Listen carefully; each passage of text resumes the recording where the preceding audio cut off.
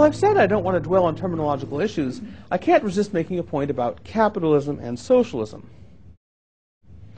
Rand used to identify certain terms and ideas as anti-concepts. That is, terms that actually function to obscure our understanding rather than facilitating it, making it harder for us to grasp other legitimate concepts.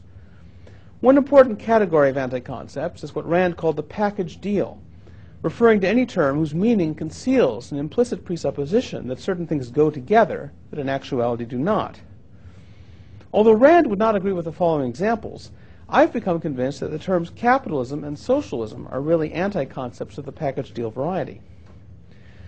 Libertarians sometimes debate whether the real or authentic meaning of a term like capitalism is A, the free market, or B, government favoritism toward business, or C, the separation between labor and ownership, an arrangement neutral between the other two.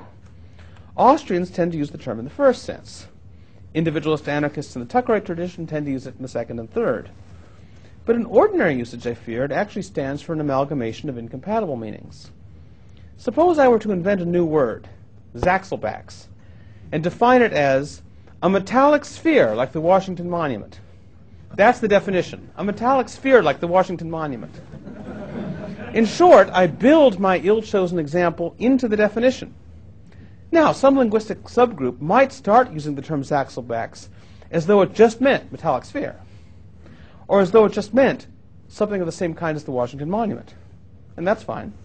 But my definition incorporates both, and thus conceals the false assumption that the Washington Monument is a metallic sphere. Any attempt to use the term Zaxelbachs, meaning what I mean by it, involves the user in this false assumption. That's what Rand means by a package deal term. Now, I think the word capitalism, if used with the meaning most people give it, is a package deal term. By capitalism, most people mean neither the free market, simpliciter, nor the prevailing neo-mercantilist system, simpliciter. Rather, what most people mean by capitalism is this free market system that currently prevails in the Western world. In short, the term capitalism, as generally used, conceals an assumption that the prevailing system is a free market. And since the prevailing system is in fact largely one of government favoritism toward business, the ordinary use of the term carries with it the assumption that the free market is government favoritism toward business. And similar considerations apply to the term socialism. Most people don't mean by socialism anything so precise as state ownership of the means of production. Instead, they really mean something like the opposite of capitalism.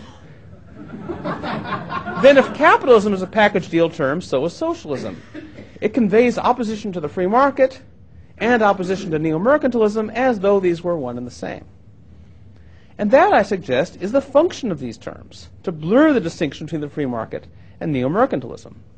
Such confusion prevails because it works to the advantage of the statist establishment. Those who want to defend the free market can more easily be seduced into defending neo-mercantilism. And those who want to combat neo-mercantilism can more easily be seduced into combating the free market. Either way, the state remains secure.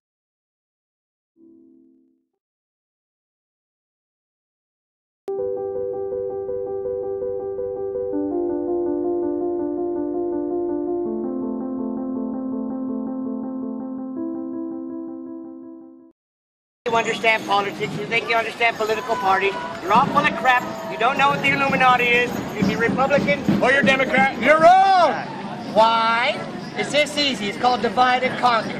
That's why there's two parties and only two, and they're controlled by the same people at the very top who belong to the Council on Foreign Relations, the Bilderberger Group, they also belong to the Trilateral Commission, and you people don't even know what the hell that is. But if you did know, you would know that these are the people that control your world by making global policies that you never vote on and by which parties both serve and belong to these organizations and control your world. Now, here's how it works. Really easy. Divide and conquer can only work if the people that are divided are not aware of the falsely created division. If you're not aware of it, then it works. If you know about it, then it don't work no more.